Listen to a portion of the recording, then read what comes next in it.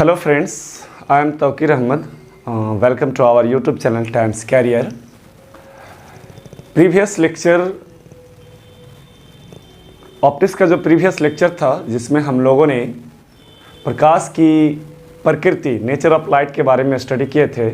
प्रकाश की प्रकृति के संबंध में सर्वप्रथम साइंटिस्ट न्यूटन ने कॉर्पुस्कुलर थ्योरी दिया था 1675 ईस्वी में, जिसमें हम लोगों ने उसमें पढ़ा था कि न्यूटन के अनुसार प्रकाश जो है छोटे छोटे पार्टिकल्स के रूप में संचारित होती है और इन पार्टिकल्स को कॉर्पुस्कुल्स कणिकाएं कहा जाता है। प्रकाश के अलग अलग रंगों के लिए, चूँकि हम लोग जानते हैं कि प्रकाश 7 रंगों से मिलकर बना होता है, तो प्रकाश के अलग अलग रंगों के लिए जो कॉर्पुस्कुल्स का साइज होता है वो अलग अलग होता है। और जब ये कॉर्पुस्कुल्स हमारी नेत्र यानी आँख की रेटिना से टकराती है तो उसमें दृष्टि संवेदना उत्पन्न होती है। और चौथा पॉइंट उसने ये कहा था कि ये सीधी रेखा में गमन करती है कॉर्पुस्कुल्स, जो अपने साथ काइनेटिक एनर्जी लेके चलती है। और लास्ट पॉइंट ये बोला गया था न्यूटन के द्वारा कि जब एक मीडियम से दूसरे मीडियम में प्रवेश करती है तो उस मीडियम के नेचर के अनुसार उस पर अट्रैक्शन या रिपल्सन फोर्स आरोपित होता है। लेकिन पूरी दुनिया ने मिलकर न्यूटन का कॉर्पुस्कुलर थ्योरी को गलत कर दिया गया और कॉर्पुस्कुलर भी थ्योरी बहुत सारे ऐसी घटनाओं को व्याख्या करने में असफल रहा। तो न्यूटन ने भी कहा कि ठीक है भैया, आप लोगों ने तो सब मिलकर मुझे गलत कर दिया, तो आप ही लोग बताओ प्रकाश क्या है, लाइट क्या है। ठीक है, तो कॉर्पुस्कुलर थ्योरी के बाद 3 साल बाद 1678 में साइंटिस्ट हाइगेन्स आया और उसने वेब थ्योरी का प्रतिपादन किया। हाइगेन्स हॉलैंड के साइंटिस्ट थे। आइए देखते हैं साइंटिस्ट हाइगेन्स ने क्या कहा। तो जस्ट आप लोगों के सामने नेक्स्ट टॉपिक लगा हुआ है और आज हमारा लेक्चर नंबर 2 है कि हाइगेन्स वेब थ्योरी, हाइगेन का तरंग सिद्धांत।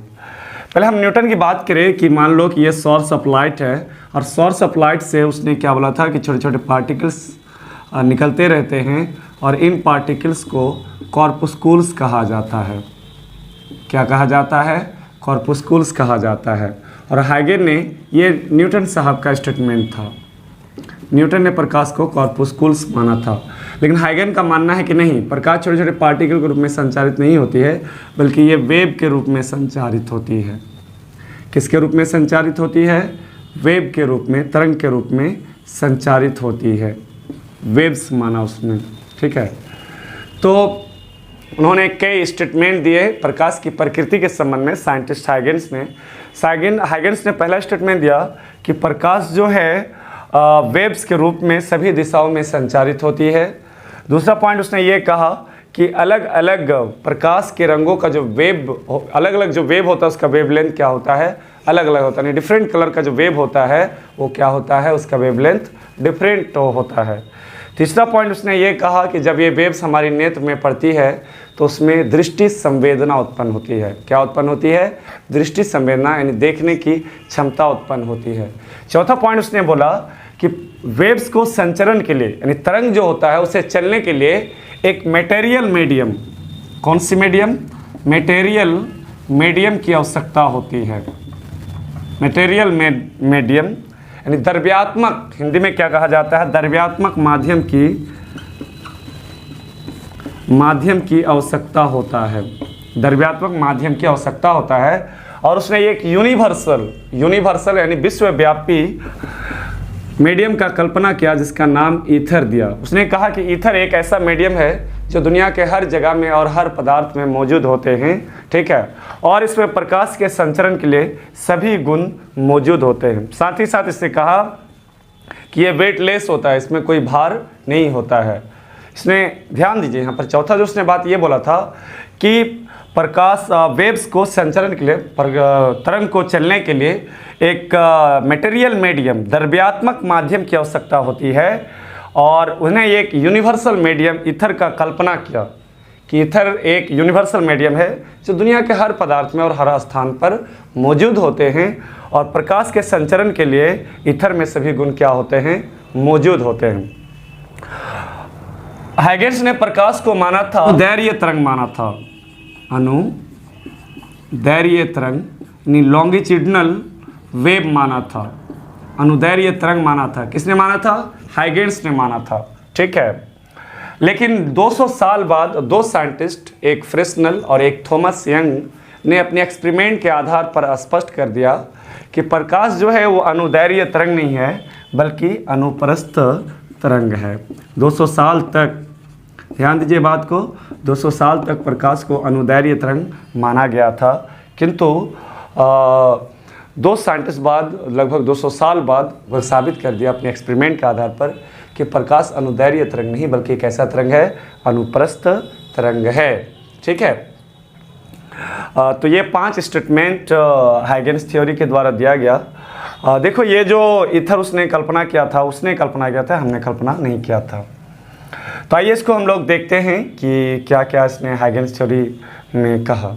तो आइए वेव्स थ्योरी में साइंटिस्ट हाइगेन्स ने क्या बोला था उसको हम लोग एक बार रिटेन देख लेते हैं कि उसने क्या क्या स्टेटमेंट दिया था वेव थ्योरी ऑफ लाइट में।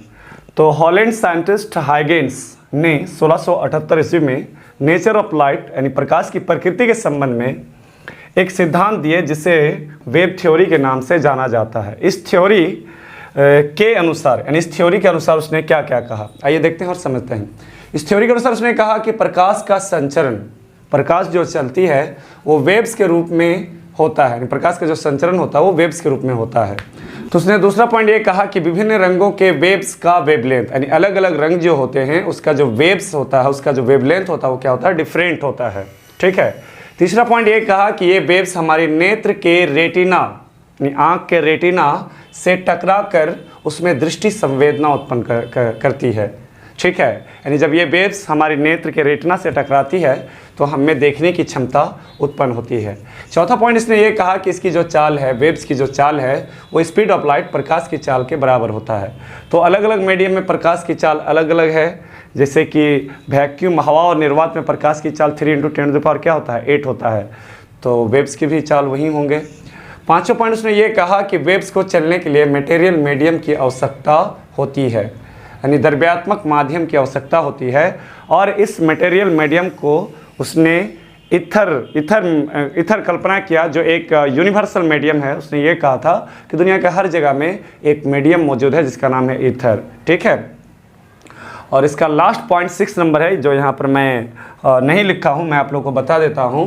अकॉर्डिंग टू वेव थ्योरी के अनुसार प्रकाश को अनुदैर्घ्य तरंग माना गया था, लॉन्गिट्यूडनल वेव माना गया था, किंतु फ्रेस्नेल और थॉमस यंग नामक दो साइंटिस्ट ने अपने एक्सपेरिमेंट के आधार पर साबित कर दिया कि प्रकाश एक अनुप्रस्थ ट्रांसवर्स वेव होता है। तो इस पॉइंट को आप लोग लिख लेंगे, मैं एक बार फिर से रिपीट कर देता हूँ कि वेव थ्योरी के अनुसार प्रकाश को अनुदैर्घ्य तरंग माना गया था, किंतु फ्रेस्नेल एवं थॉमस यंग नामक दो वैज्ञानिक ने अपने एक्सपेरिमेंट के आधार पर साबित किया कि प्रकाश एक अनुप्रस्थ तरंग है। ठीक है, तो ये था हमारा हाइगेन्स वेव थ्योरी। लेकिन साइंटिस्ट हाइगेन ने एक थ्योरी और प्रतिपादन किया जिसे सेकेंडरी वेवलेट्स के नाम से जाना जाता है। ठीक है, तो आज यहीं तक रखते हैं। अगर वीडियो आप लोग को अच्छा लगे तो शेयर कीजिए, कमेंट करें, ज़रूर कमेंट करें कि आप लोगों को कैसा लग रहा वीडियो। ठीक है, मेरा जो पढ़ाने का स्टाइल अंदाज है वो आप लोगों को अगर बेहतर लगे तो मैं और आप लोगों के लिए कंटिन्यू वीडियो बनाते रहेंगे, ऑब्जेक्टिव आप लोगों के लिए बनाते रहेंगे। Thanks, best of luck.